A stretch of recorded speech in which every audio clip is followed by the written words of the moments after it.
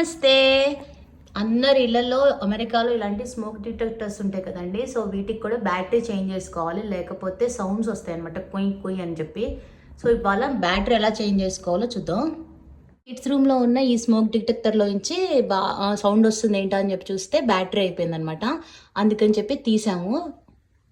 So ఇదే smoke detector, చూసారు ఎలా మోగుతుందో. సో ఇది న్యూ బ్యాటరీ, ఈ సైజ్ బ్యాటరీ వేయాలి దీనిలో. సో ఇప్పుడు పెట్టడం చూద్దాం.